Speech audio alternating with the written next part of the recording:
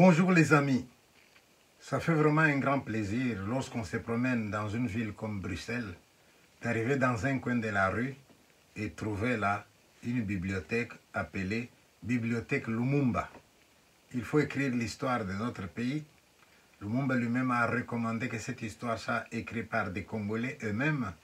J'espère que ce message a été capté par beaucoup d'entre nous. C'est ainsi qu'il y a une littérature sur Lumumba, écrite aussi bien par des Congolais que par des étrangers.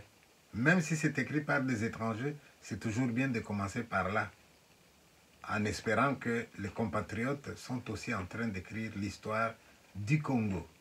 Je vous présente donc cette bibliothèque et je souhaite qu'un jour, ceux qui tiennent cette bibliothèque, puisque c'est leur souhait, arriveront à Kinshasa et que là, ils auront un accueil qu'ils méritent. Voilà, découvrons la bibliothèque Lumumba.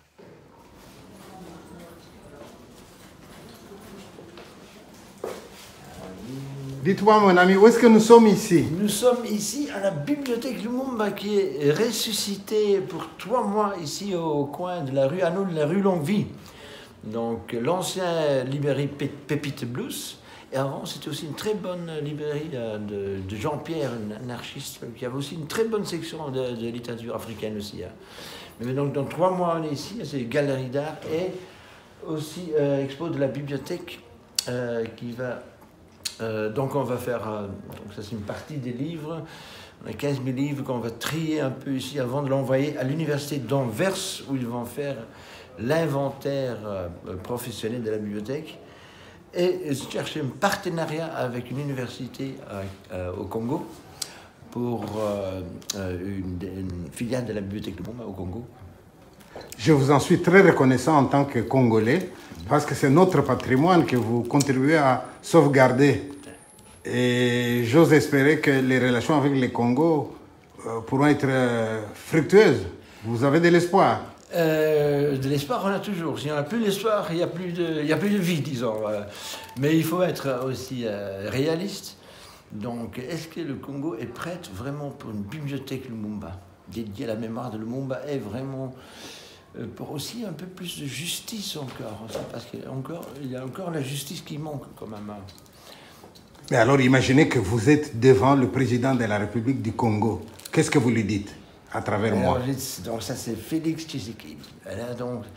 Donc monsieur Félix Tshisekedi, vous n'étiez pas né quand il y avait l'indépendance, mais quand même votre père a joué un rôle important aussi là-dedans. Et donc c'est important de voir, de connaître l'histoire et aussi des passages douloureux et reconnaître quand même qu'il y a des erreurs qui ont été faites. Et qu'on peut toujours voir plus loin si on a réussi à avoir la vérité en face aussi. Un peu ce qu'on a dit quand on a fait le rapatriement de la dent de Lumumba. On parlait toujours maintenant on peut tourner la page, mais il faut la lire aussi d'abord, ouais. La tourner.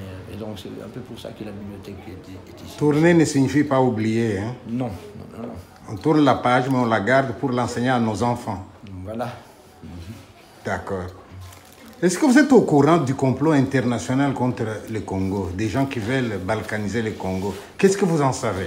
Bon, le Congo, c'est toujours été un enjeu international. Donc, les richesses du Congo sont incroyables et sont des ressources stratégiques qui sont emboîtées par toutes les grandes puissances du monde, quoi. Donc, il n'y a rien qui a changé à ce niveau-là. À l'époque, c'était autour du caoutchouc qui était très important pour démarrer en Europe toute l'industrie de l'automobile et tout ce qui va avec. Mais non, c'est le coltan. Et donc, il y a un livre qui vient de sortir d'ailleurs l'année passée, Cobalt Red.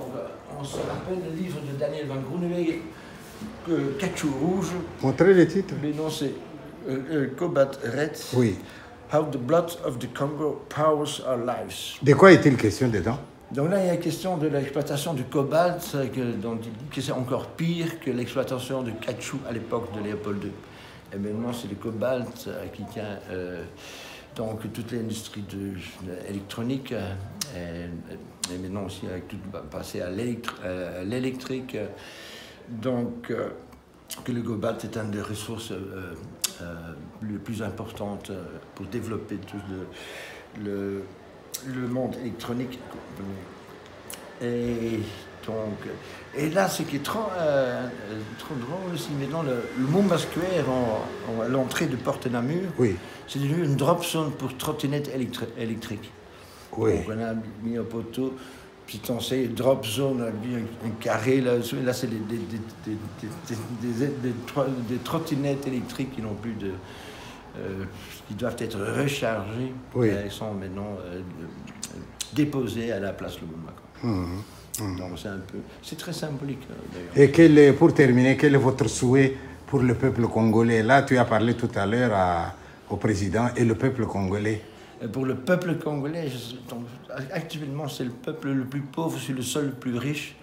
Donc, ce que je peux espérer pour le peuple congolais, qu'ils peuvent enfin bénéficier eux-mêmes aussi des ressources qui sont dans leur pays. Vous avez déjà été au Congo? Non. Vous aimeriez bien y aller? Un jour, je vais y aller, mais je vais avec la bibliothèque. Avec la bibliothèque.